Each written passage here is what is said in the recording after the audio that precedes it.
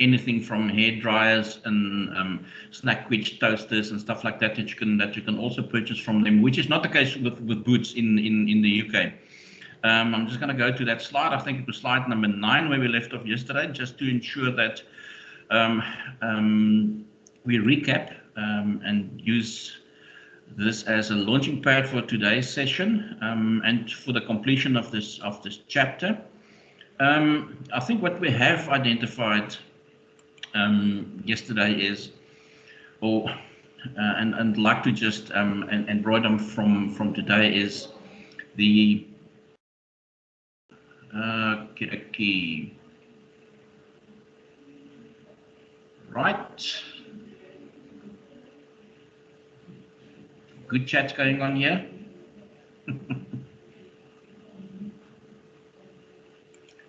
Right.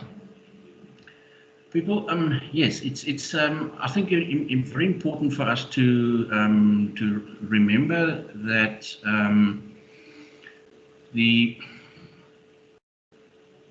sales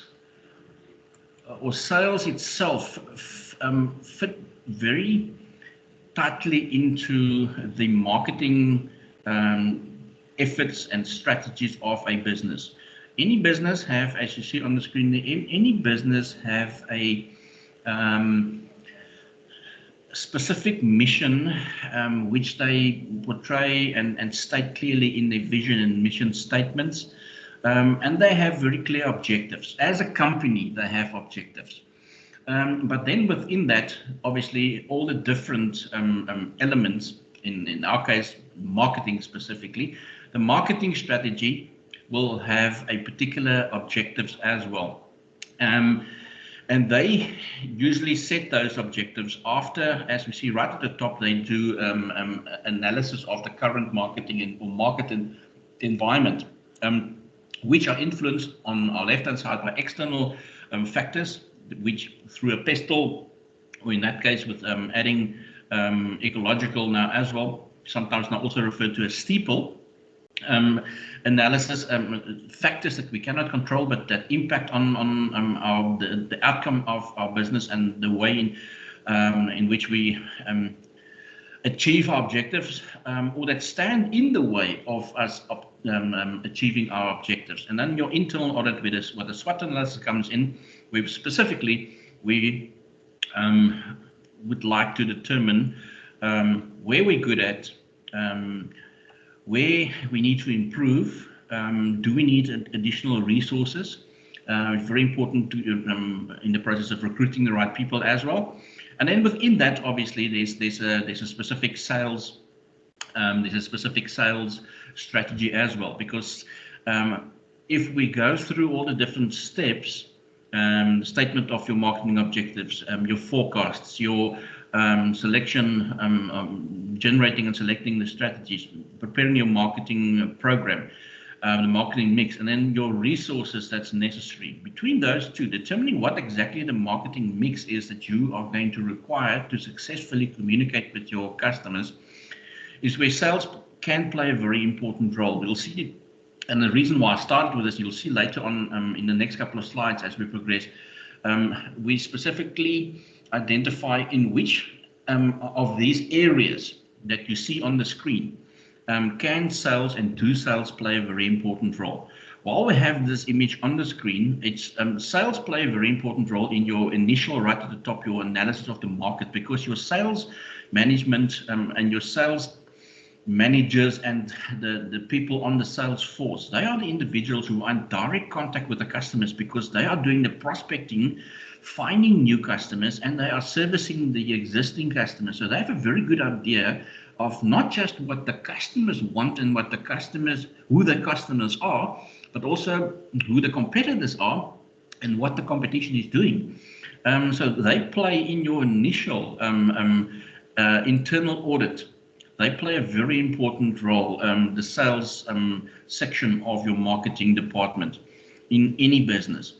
They also play an important role right there in the center of the screen with the forecasting, because they no, they are the ones who have to, and remember the chapter started with objectives, with strategies and tactics.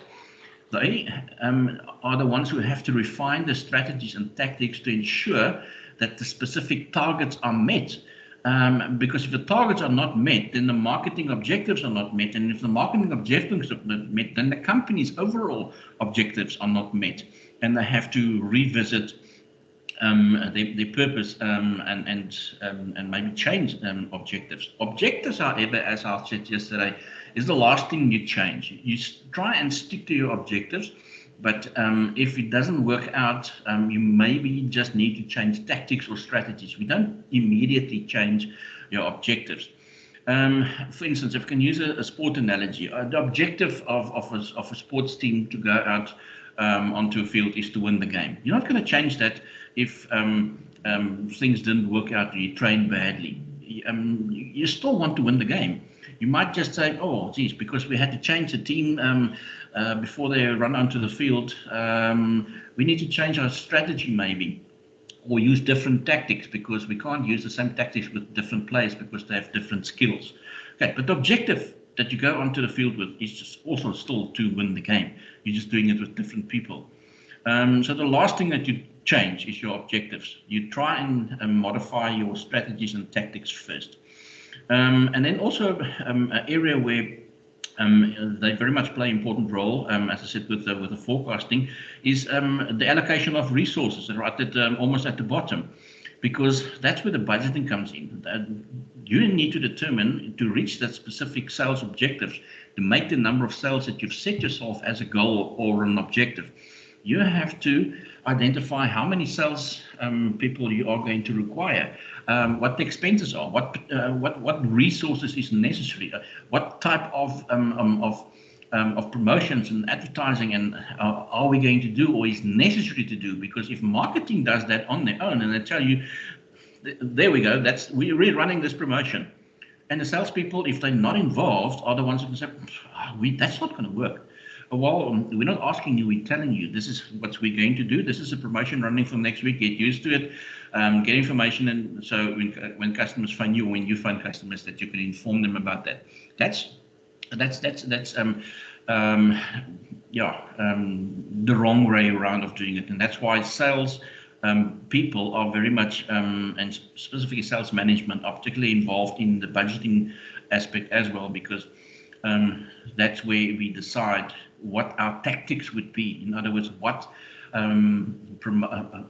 promotional or what marketing communication methods and efforts and activities we need to follow to ensure that we reach our objectives.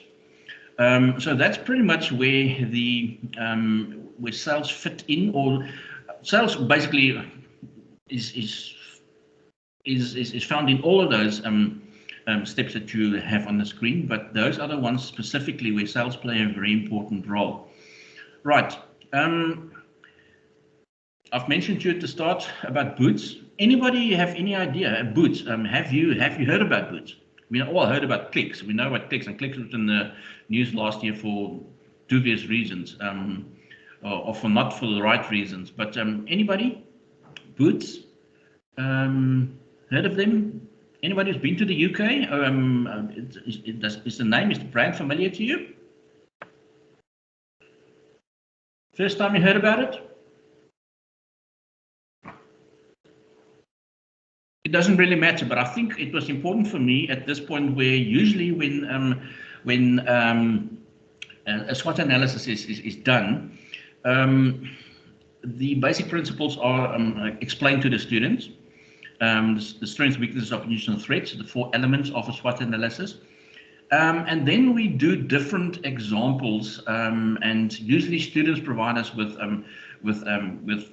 I ask students for names of businesses, and then we can do a SWOT analysis of on them, so the concept can be applied and understood. Because when you do a SWOT analysis, or get a SWOT analysis as a question in an exam paper, then sometimes the answers are very generic and the students don't know how to apply it to the case study that's usually provided with it.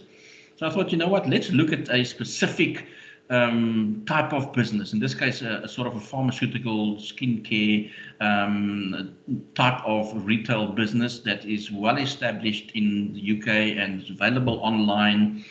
And look at the strengths and weaknesses specifically. And I'm just going to use them as an example. Let's look at the strengths, for instance.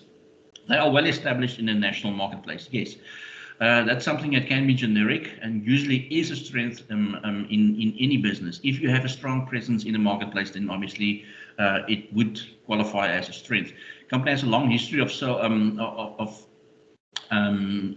health and beauty products. Yes, they do. I can remember they were already in business when I was in the UK in the late 80s, early 90s. Boots already existed.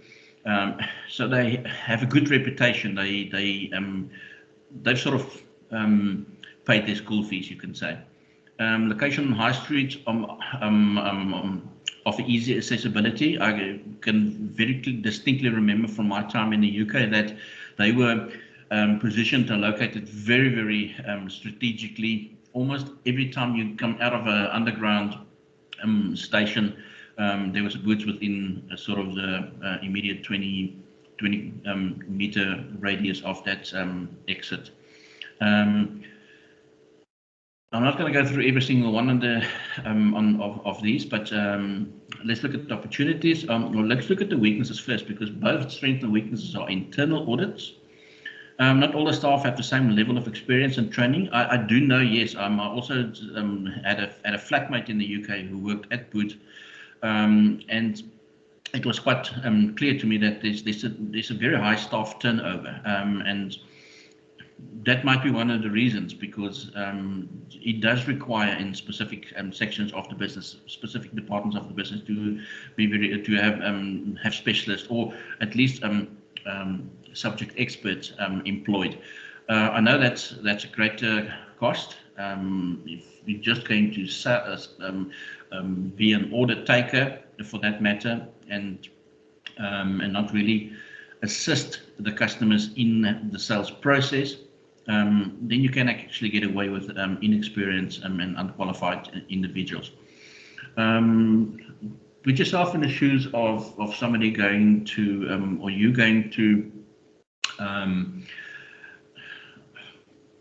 haven't been for a very long time. I'm not sure I was still in business. Edgar's, and they have their cosmetic section. There's always people representing the specific brands there. They've got little demo products that they that you can sample and use there. There's always people assisting you and helping you.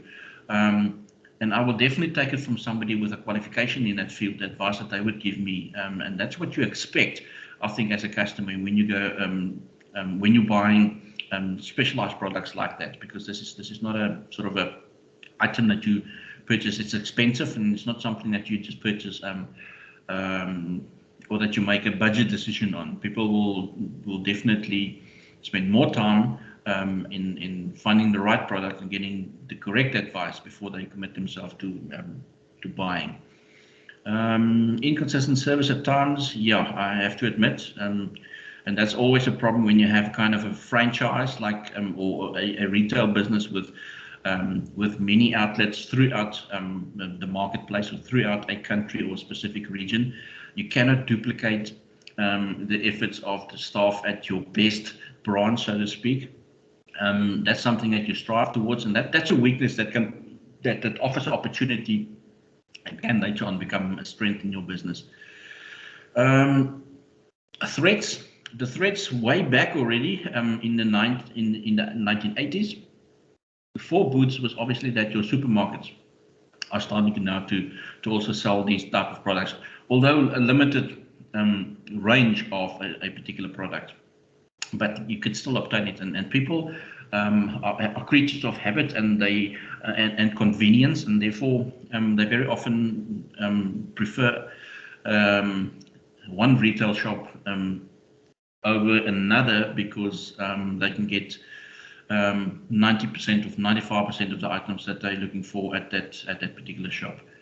The opportunities, obviously, I said now that the opportunities would definitely be to improve, to be more consistent in the service that they deliver at through training staff, firstly recruiting and appointing the correct staff and then training them sufficiently, then it would be easier, so that can become an opportunity. The markets for over-the-counter medication and health supplementation are growing. That is definitely true.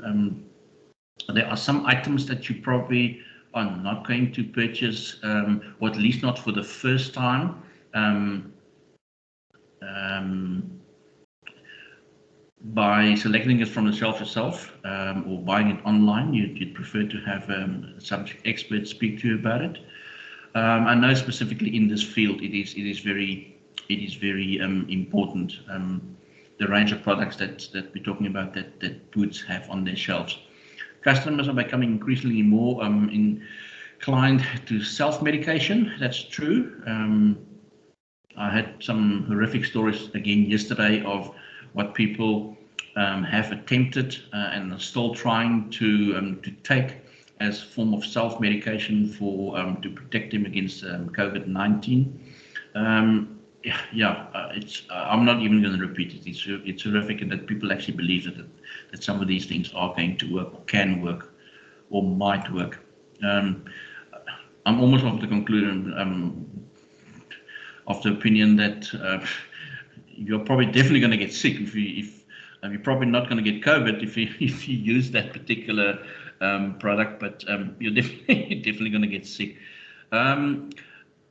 I've addressed some of it, but let's just browse through these slides and the different places where selling contributes more in the market plan, analyzing the current market situations. We've addressed that already, and as I said, because they know the customers, they work with the customers, they work with the competitors, they're basically on the floor, so to speak, and when face-to-face contact was still very possible in direct selling, in personal selling, then it was even more evident that they contribute a great deal, or can contribute a great deal in helping your planning by analyzing what the market offers you or needs. Determine sales forecasting. Yep, definitely, because as I said, that links directly with your sales targets, and that is linked to your marketing targets and your company's overall objectives. Generating and selecting strategies, it is very important, and obviously not every person on the sales force is going to be involved in that, but definitely your sales managers will play a very important role. You don't want to be left behind, and as I said, later on hear about specific promotions that is offered by the company, and you as the salespeople are the last ones to hear about it.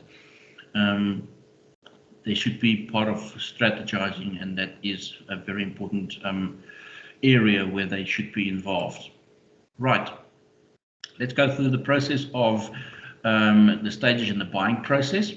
Again, just to clarify what customers are experiencing, and how you, by being a customer and putting yourself in the customer's shoes, are going to improve your own ability to be a better salesperson. Usually people, and I've chosen the example because I've had first-hand experience of it myself, and that's why it's easier for me to share the example in top right corner of DotSure. And to be honest with you people, up to yesterday, I was not aware of the fact that DotSure was more than just pet insurance. They do short-term house and motor and business insurance as well, which was, to me, yeah, I'm not going to necessarily change my house and car insurance to DotSure, but I think I was made aware. Firstly, I was unaware. That's right at the top. I was totally unaware that there was something like insurance for pets.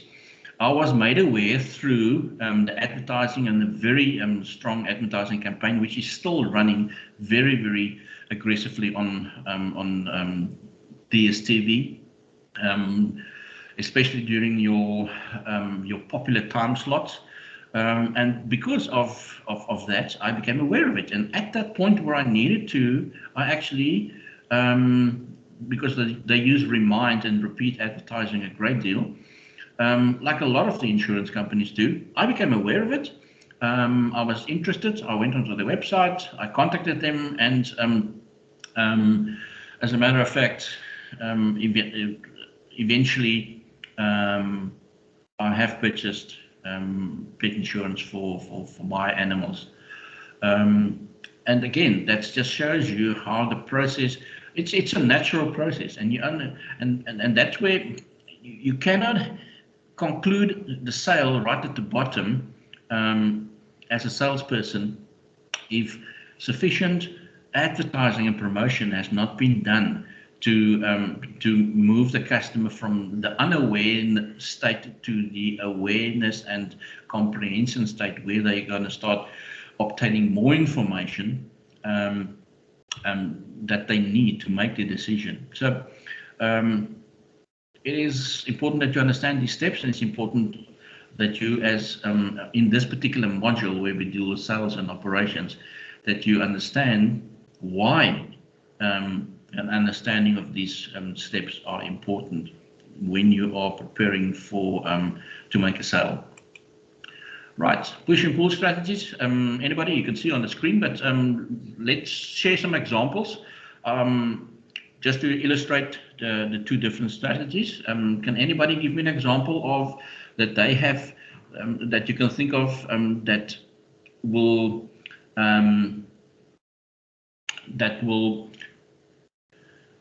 show us what a push strategy is, or you can also select a pull strategy. Anything from your own experiences. I would like. It is important that you will be able to identify and not just know what the difference between a push and a pull strategy is. Anybody?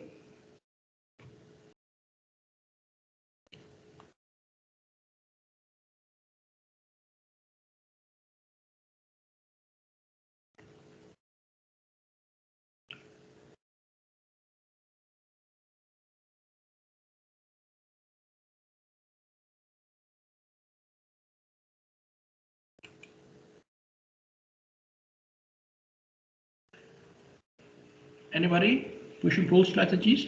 Examples?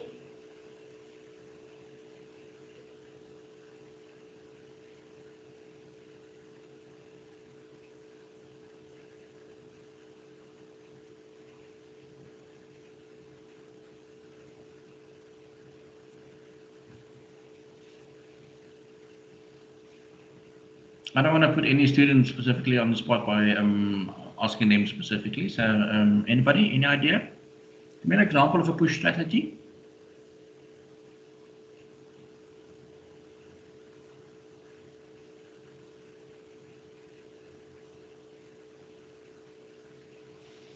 Sir?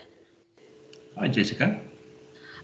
So a push strategy would be maybe like a chemical company going out to all the automotive car cleaning businesses and saying, and using their sales reps and saying, listen, yeah, we got like really great car washing products that can do the job for you, and maybe have like a, if you buy now, we got a great promotion on our products now, and kind of that type of stuff. Yes, spot on. That's usually and the circumstances under which a push strategy is usually implemented is when a company is either launching a new product, or the company is going to, in the near future, replace an existing product, and therefore they want to get rid of the excess stock. And usually that's where a lot of specials are advertised. If a particular item is overstocked, then for people to get rid of it, for businesses to get rid of it, they use specifically push strategies, and they, like Jessica has said, they get their salespeople out to the retail outlets and to the distribution points, and they try and offer them special deals, for instance, to ensure that they can increase their sales. A pull strategy is pretty much the opposite, and very often a push and a pull strategy is implemented jointly, because if the sales reps that has gone out to the different outlets, retail outlets, are pushing a particular product and trying to convince the retailer to stock that product at a special offer, to get rid of it, it usually means that that product is going to be replaced by a new one in the near future. And that's why the strategy for the new product is a pull strategy, because that's where a lot of advertising is done to draw the customers to the new product. And an example would be if a new vehicle, the new Toyota Corolla, is going to be out very soon, and as a result of that, there's one part of the sales team that work with existing customers and the retailers to ensure that they get rid of the products that they have too much in stock of. That's the push strategy. But then the other part of the sales team work with the pull strategy, and that is promoting, doing demonstrations, advertising, inviting people to come to the dealership and test drive the new model, although it will only be available in a month's time or 2 months' time. These are, as I said, very often you can see through those examples are strategies that is used concurrently.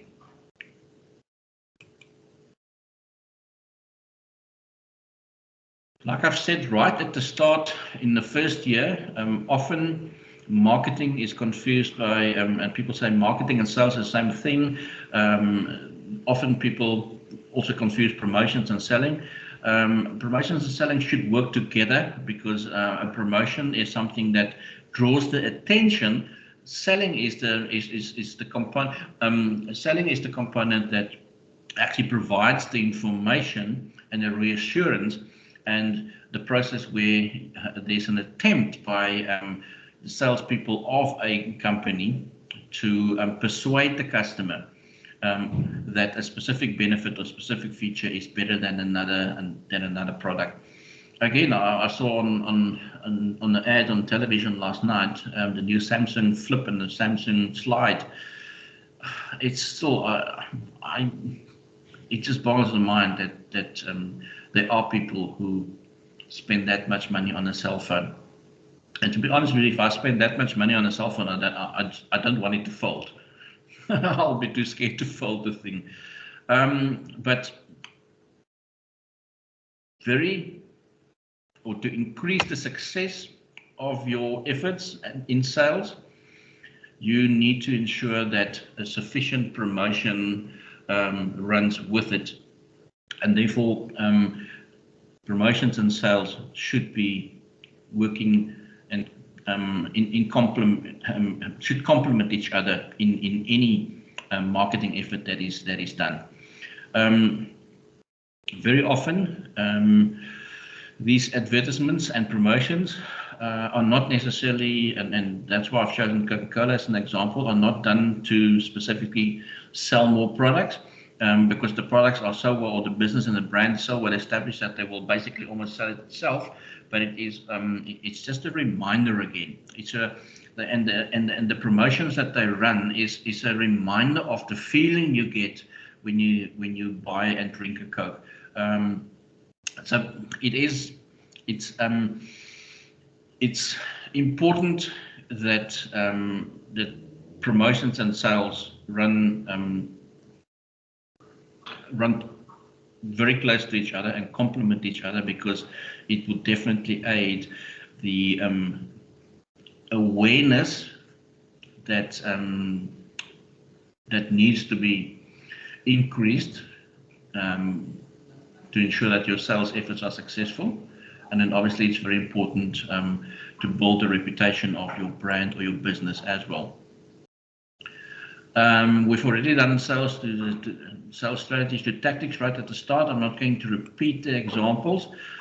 We can just use one example here, just to see what the relationship is between objective strategies and tactics. If we say, for instance, as a business, our objective is to increase our sales, the strategy that we have decided to follow is that we're going to run promotions, and the promotion is going to include demonstrations and vouchers and stuff like that.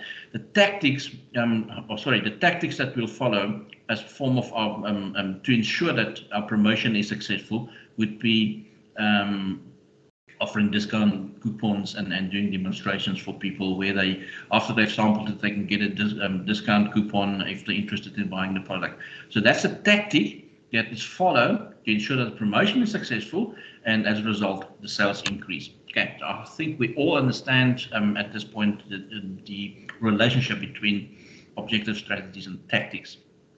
Right. In conclusion, you can just read what we have on the screen there, because it's just confirmation again of a concept that we have already addressed, and that is that the intention of every salesperson is to retain through providing and not pushing the customer to buy the product, but to providing them with sufficient information that satisfies a need. In other words, they are buying a product that they will use. That's going to retain the customer, let them come back and buy from you again. And if they continue doing that because you are offering them 5-star service, they will become a loyal customer. That's where brand loyalty is established. I've listed a few questions that you can actually do for revision of this chapter. But before we take a short break, I just want to leave you with that quote from Warren Buffett, one of the 6 richest people in the world. No matter how great your talent and efforts are, some things you just cannot rush. You just have to take time. You cannot produce a baby in 1 month by getting 9 women pregnant. People, I thought it was a very appropriate quote. And I think that's the important message from this chapter. If you understand the customer and you're trying to solve the customer's problem by offering them a solution, in other words, a product that will solve their problems, they're going to be happy. In other words, patience is required if you want loyal customers.